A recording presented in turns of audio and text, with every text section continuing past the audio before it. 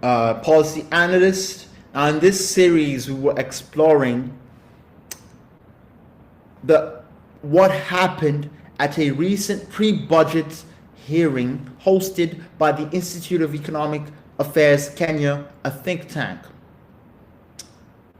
So the pre-budget hearing was about allowing for members of the public, right, the private sector and civil society, to make proposals for Kenya's next budget.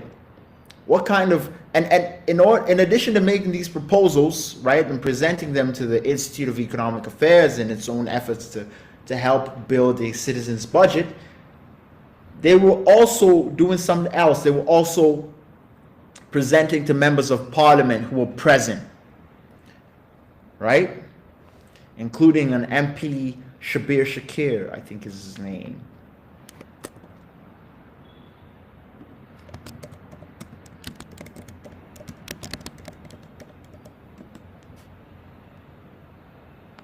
Or Shakil Shabir.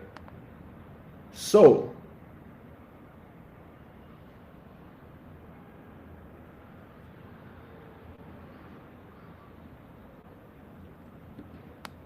let's get right into it.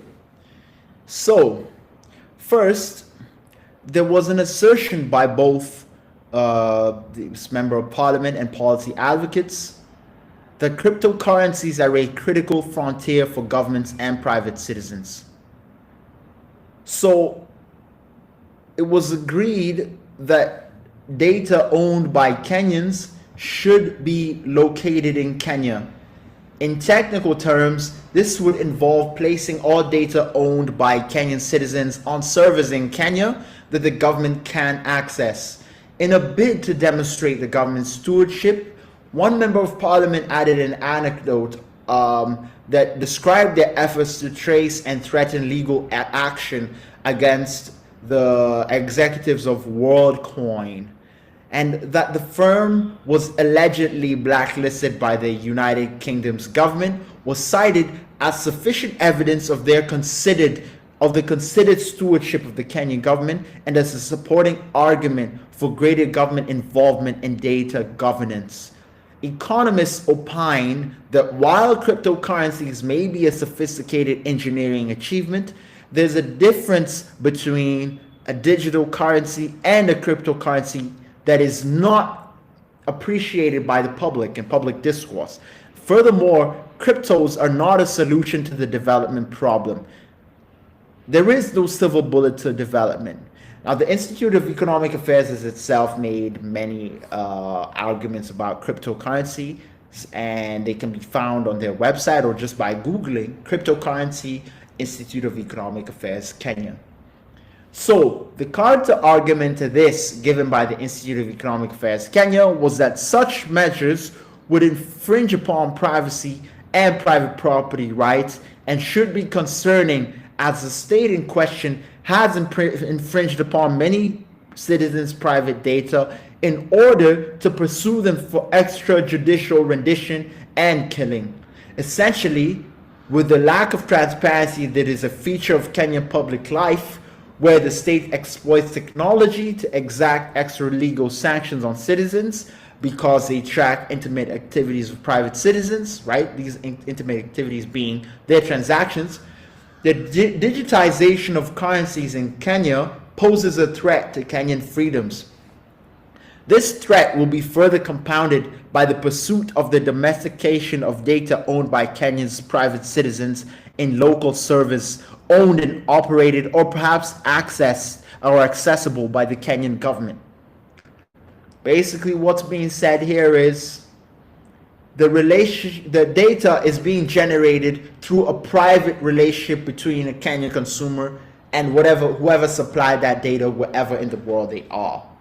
This should not be subjected to the government intrusions, right? Especially in a government that we have said Kenyans cannot necessarily trust on that domain, and they've demonstrated why they deserve this trust.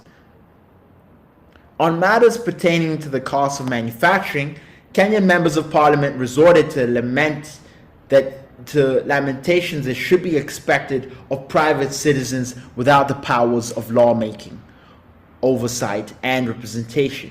That is, the MPs give the impression that they are just as powerless as citizens are in carrying out their duties over the Kenyan purse and using their rights to assess the viability of its executive budgets and revoke budgets that don't represent the interests of their constituents, and like they lack the power to make proposals that would deregulate the commercial environment and lower related taxes.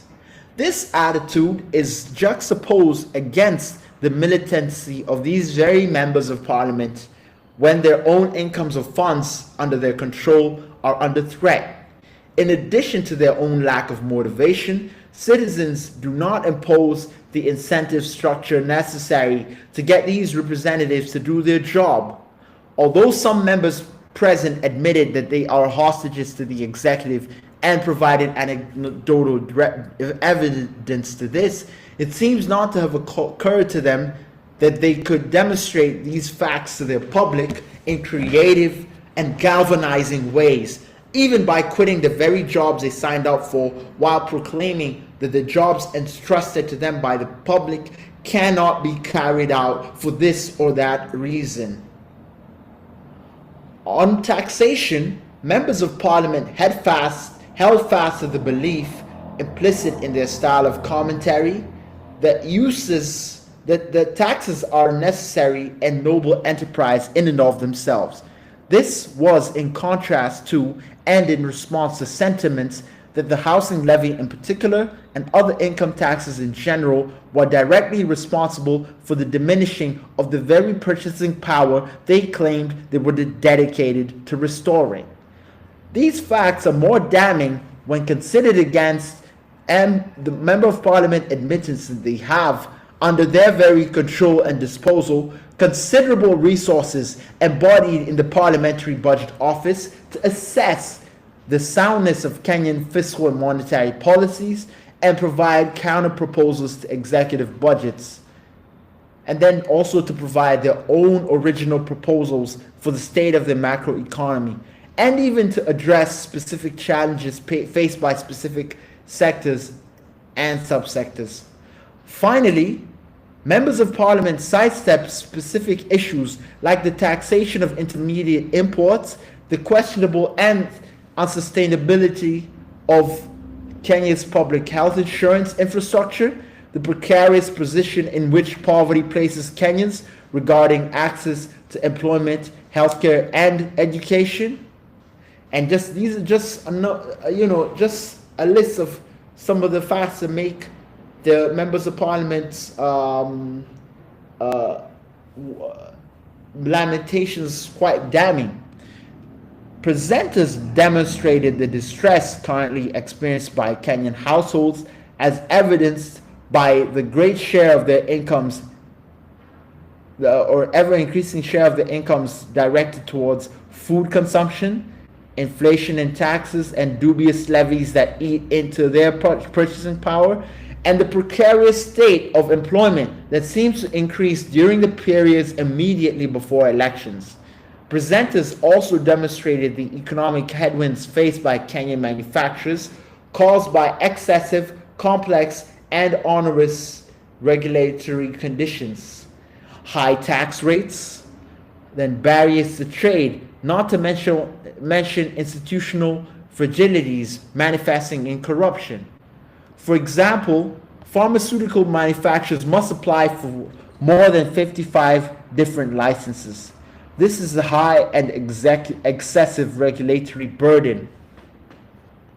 Presenters also demonstrated the challenges faced by the agricultural, banking, and educational sectors that included non-coordination of subsidy packages, trade barriers that impoverish households by making their food imports too costly in order to protect politically well-connected producers, and to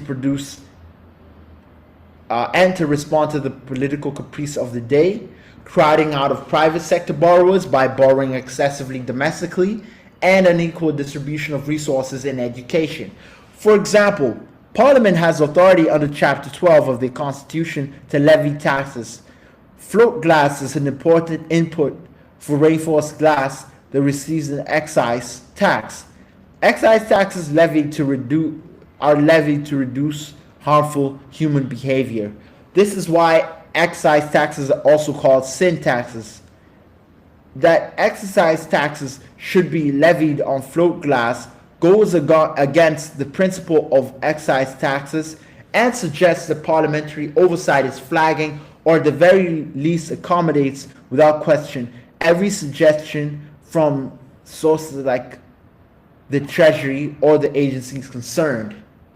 In response, Finance and National Planning Committee representatives' comments were nothing more than pedestrian in their lamentations and platitudes about the poor state of the economy and the importance of lowering the cost of doing business. These are obvious statements.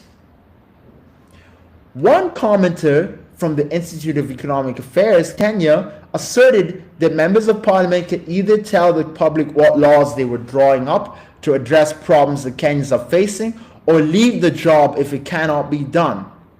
It was observed that parliamentarians are certainly militant when it comes to advancing for and legislating salary increases or the creation of and distribution of funds over which they enjoy control.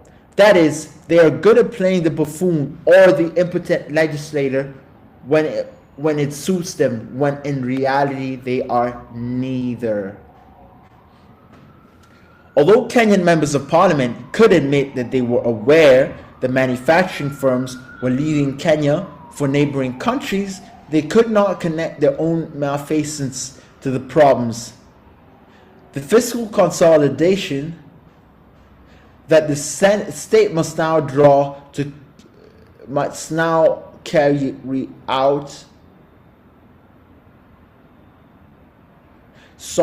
now carry out can also be blamed on a parliament that refused to do its duty by questioning the viability of debt as it was taken on by the previous administration. In this present day, they failed to acknowledge the legislative and representative powers. They have to begin to correct many of these challenges in the powers of oversight they possess that can enable them to present barriers to executive branch's policy malpractice. Whether it is their own greed, obligations undisclosed to the public and necessitated by legal, political, or illegal and unethical entanglements, the members of parliament cannot admit to their own failures. For its part, the private sector and civil society do not demonstrate the ambition commensurate to the urgency requested by their presentation. For instance, the prevailing political economy will not be moved to respond positively to their proposals. The response necessitated by this state of affairs involves organizing to such a scale sufficient to change the incentive structure faced by lawmakers, rendering any hesitation or failure to act too politically costly and precarious for the lawmaker. From the Kenyan Association of Manufacturers to other policy advocates, the will to generate necessary force is also itself absent. In reality, the policy appeals are made into the void, so to speak. Parliaments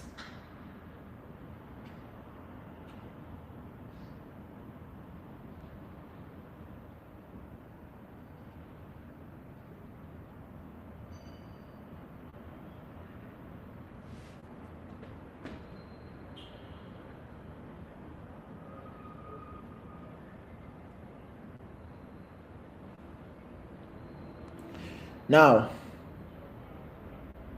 policy that reflects the reality faced by the public and their policy preferences requires scientific information and public engagement in order that the public will is transmitted to the lawmaker's desk.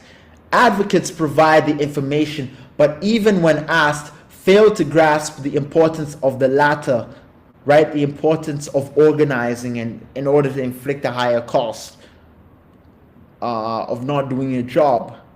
The importance of the latter, or so advocates provide the information, but even when asked, fail to grasp the importance of the latter, or even provide solutions to generating leverage against a lawmaker. So they don't provide, they don't grasp the importance of the relationship between the lawmaker and the will of the people.